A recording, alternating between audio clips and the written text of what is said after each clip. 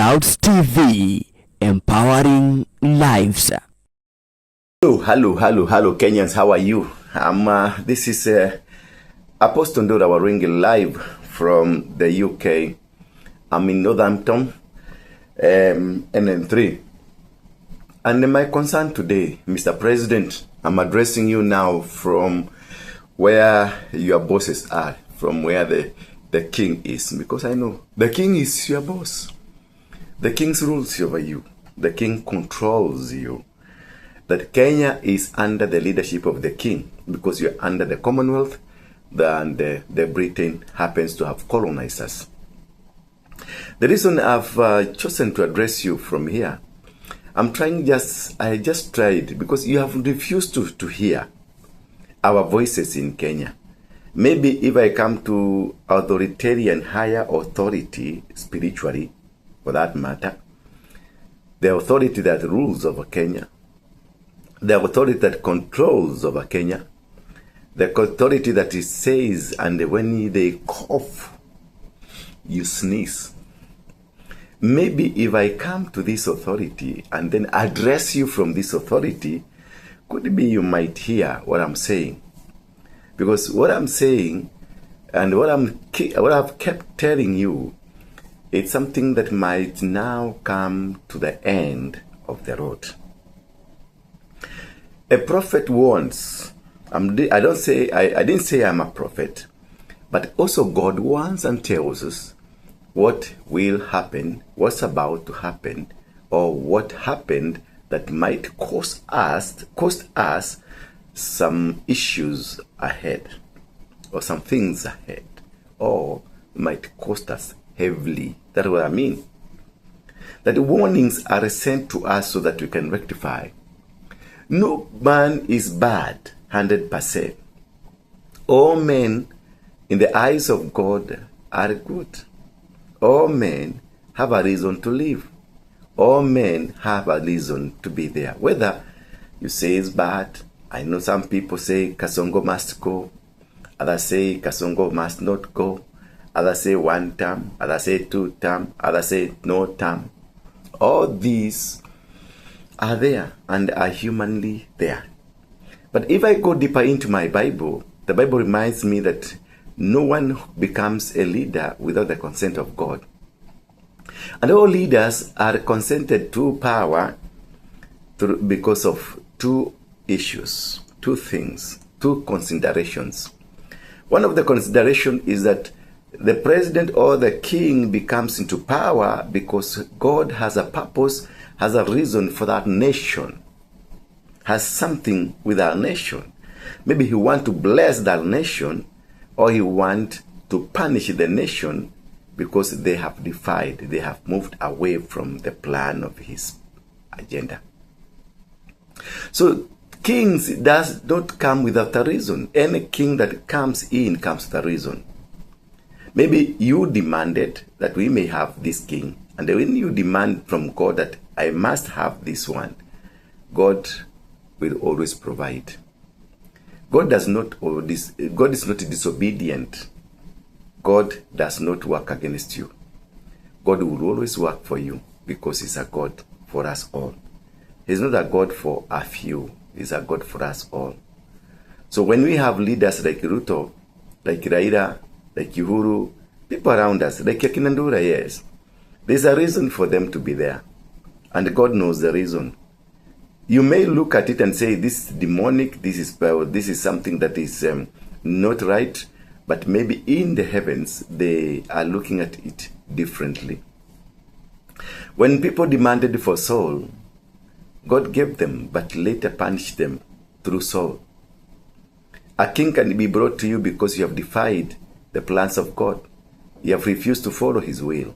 You have refused to do what he wants you to do. So he brings you a stiff-necked kind of a person.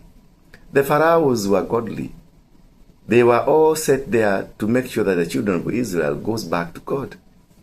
And after they made so the pharaohs disappeared, you'll never hear about the pharaohs again, because their job was to make sure that the children of Israel, they go back to God. At the same time, Kenya, I don't see Ruto as an ungodly person. I see Ruto as a godly person sent on a mission to return us back to God. That is why this guy is so ruthless. That is, this guy does not look like he knows God. But in the actual sense, God knows him. And if the current or the past few months event is anything to go by, I am persuaded to believe that Ruto is just not ordinary. Ruto is a man on a mission. A man on a mission to make us go back to God. He will be ruthless. He has been ruthless. He will, and he's going to be ruthless, serving something forces that we don't understand. And perhaps that is why we had the reawakening of the Gen Zs coming to the streets. The Gen Zs getting into parliament and finally getting into State House. It doesn't matter how you get there. What matters is that you did it.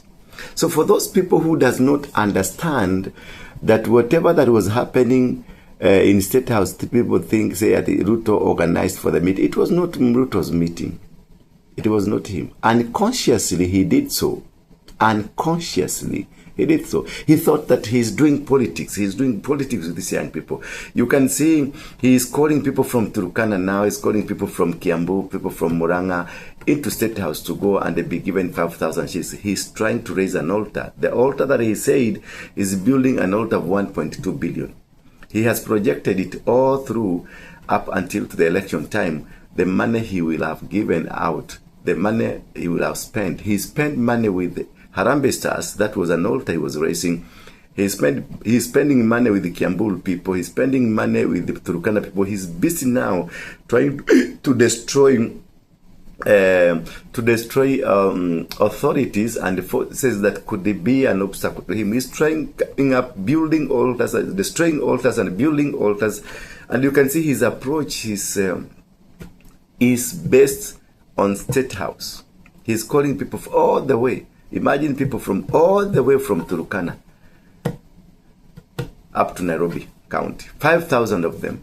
He catered for their transport. He catered for their food. He catered for their accommodation. He catered back there. And also something from Mfuko. That's an altar. He did that the same with the Kiambu people. And he began with Kiambu people. Because he knows Kiambu is at the center of the Murima people. And his first agenda was to make sure that Kiambu comes out from the Murima people. The people who are speaking that they want Kiambu removed from the Murima, it is not them. It is him him speaking to Akina Ishongwa. That is the reason his outbursts about members of parliament who have taken money, because this Akina Ishongwa and some other people who have been chewing money.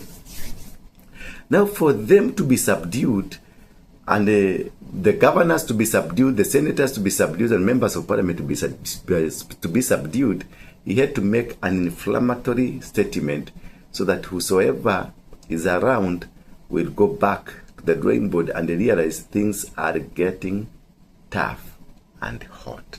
So if I don't align myself with William Ruto, then I will be kicked out. Then I will be jailed, then I will lose touch. So it was a calculated move by William Ruto to subdue every member of parliament, both the parliaments and governors, and also everybody in the society, that EACC is coming for you.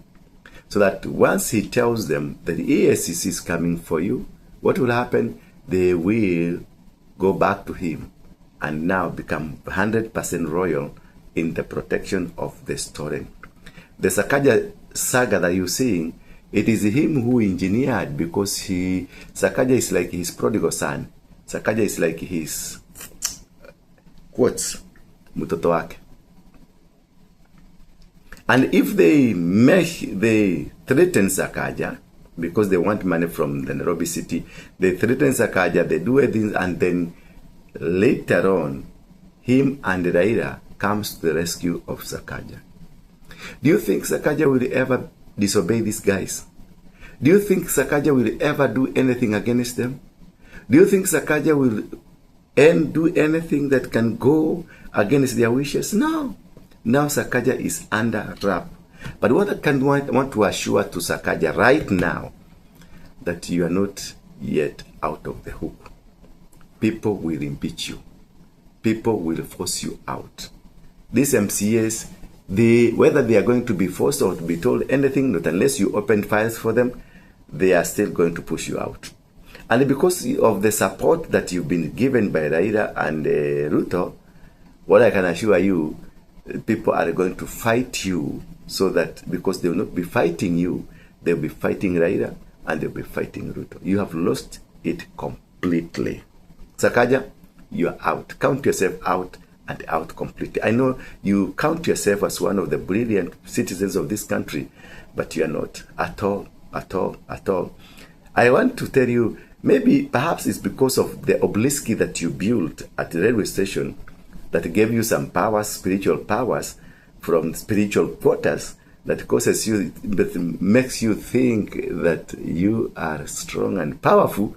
I can assure one thing, that this is the end of the road for you. Just go write it somewhere, keep it somewhere. It is the end of the road for you. Now, let's go back to Ruto.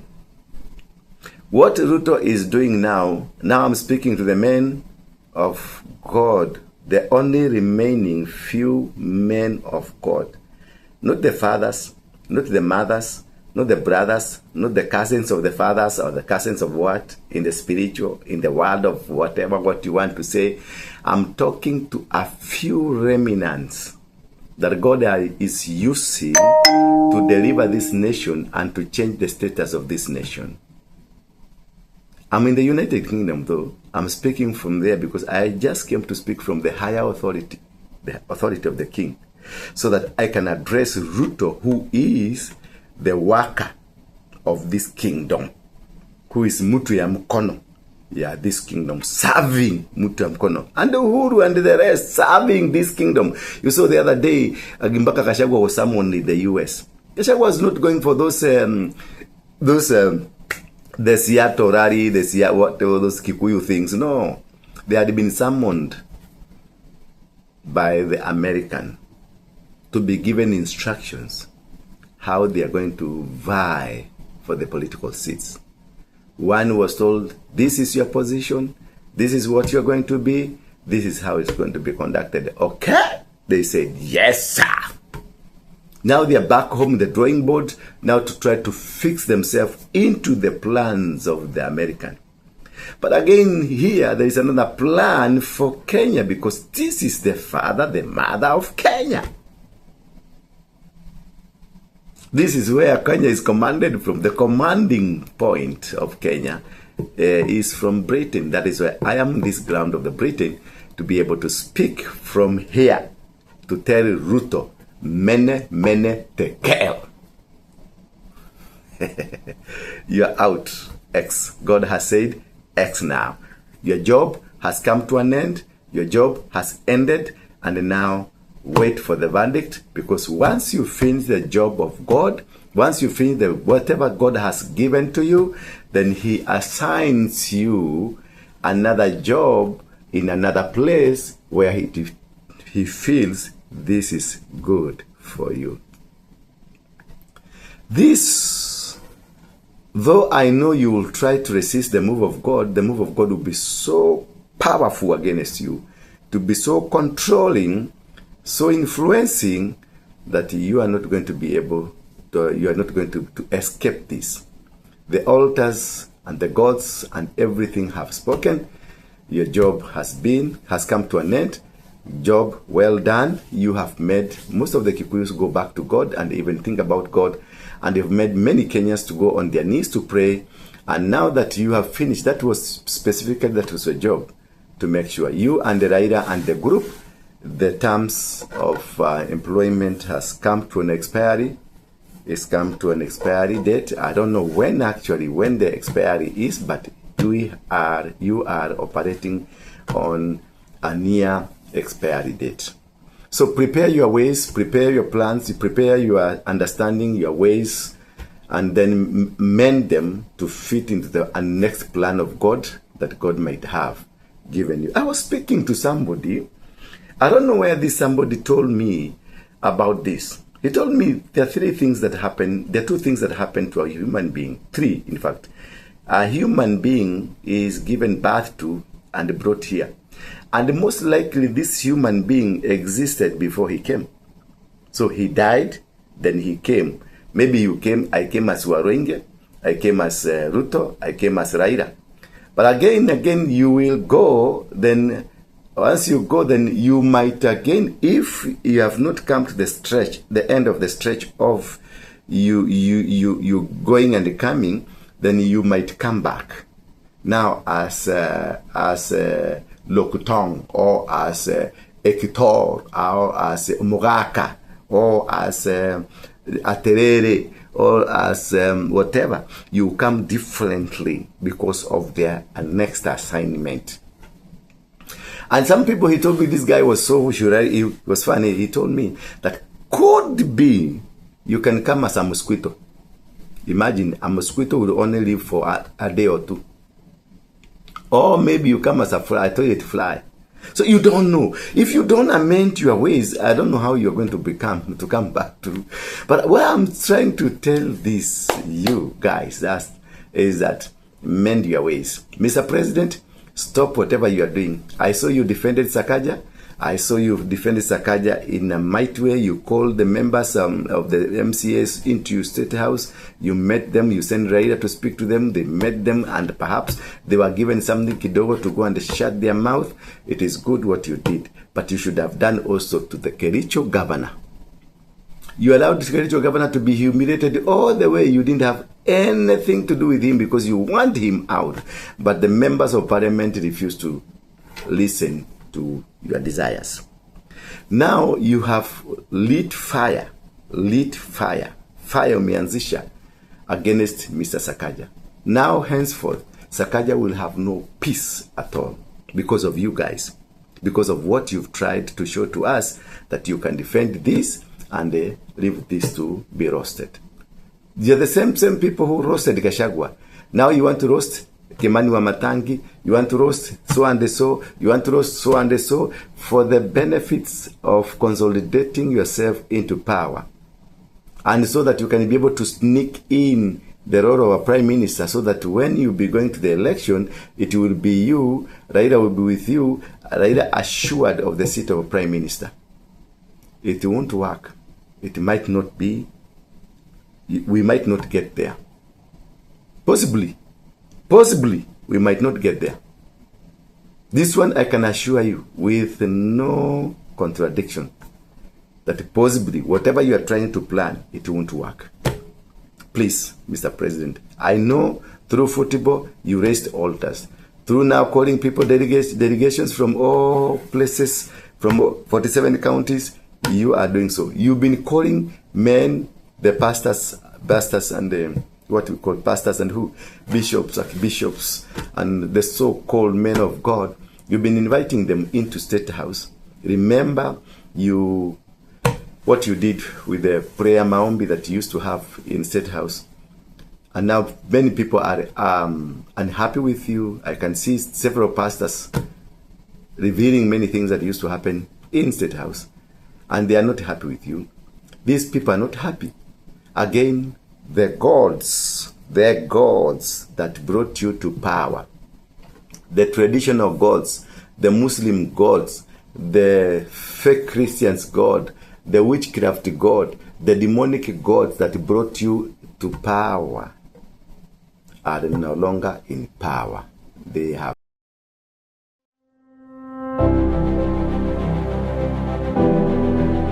In the heart of Karen, where the breeze whispers through the trees and peace blankets the land,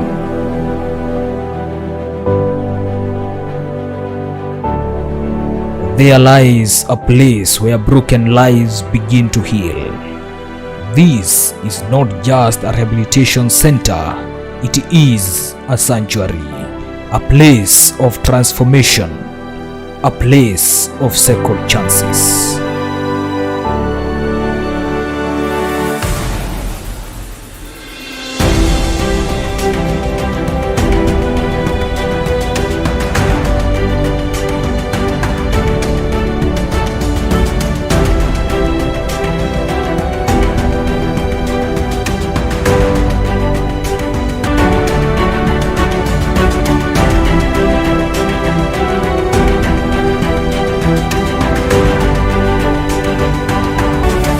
Addiction does not discriminate. It steals futures, breaks families, and buries dreams. But no matter how deep the darkness, healing is always possible. Nestled in the serene landscape of Karen, our center provides more than just treatment. It offers a journey back to self, back to purpose.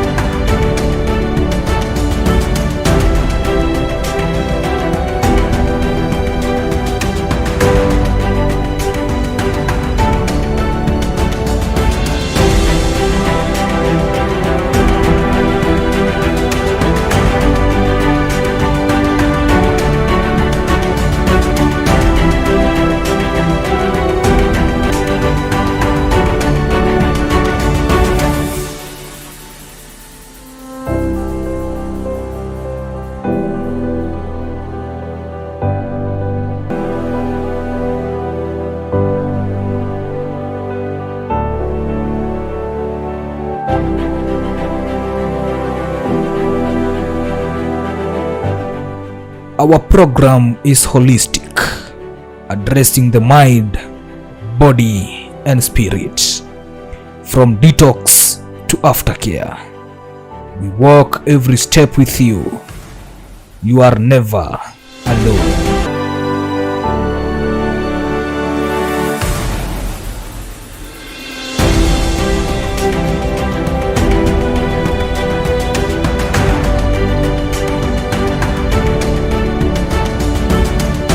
Ningetaka kuwakaribisha kwa wale wamejingisha kwenye madawa za kulevya.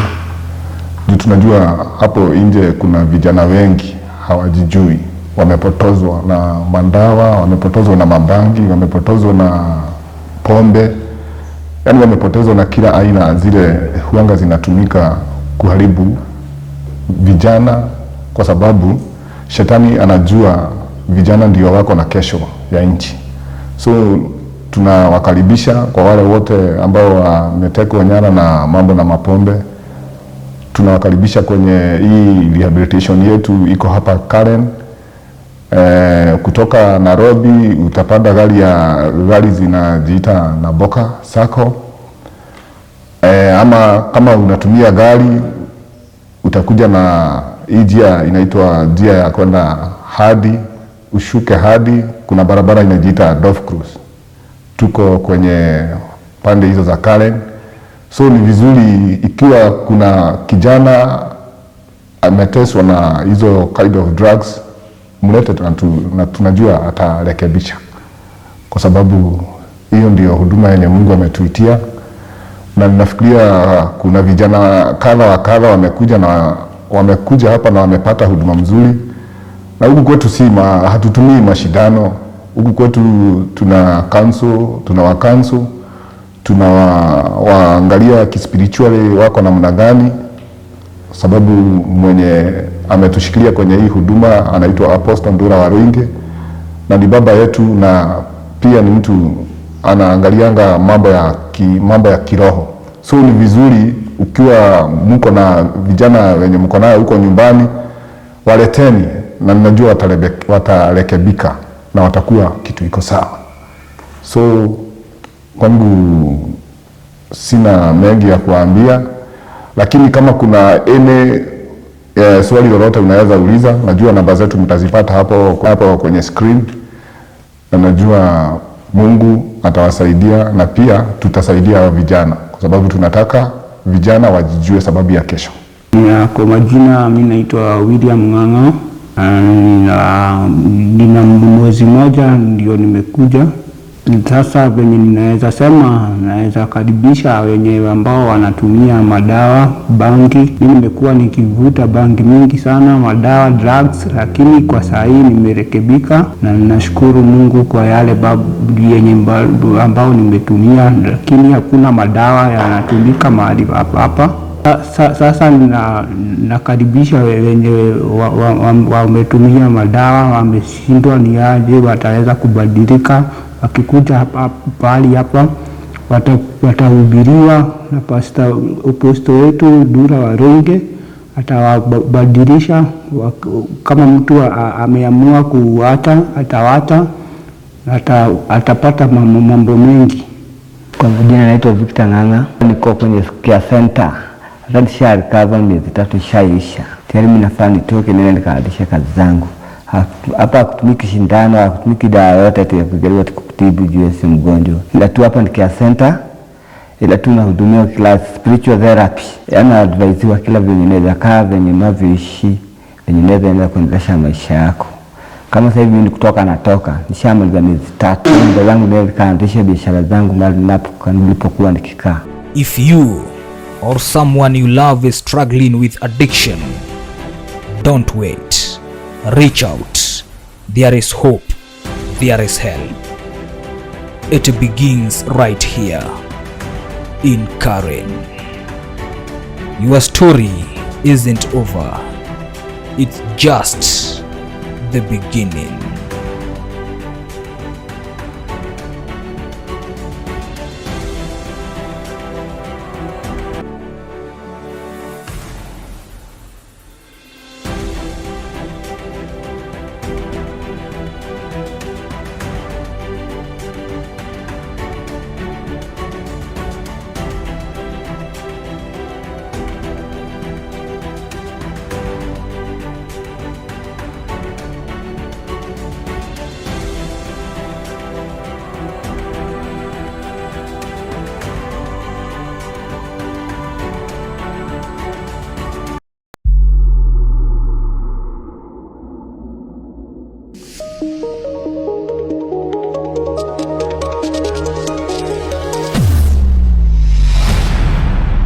Bethel Clouds TV, empowering lives.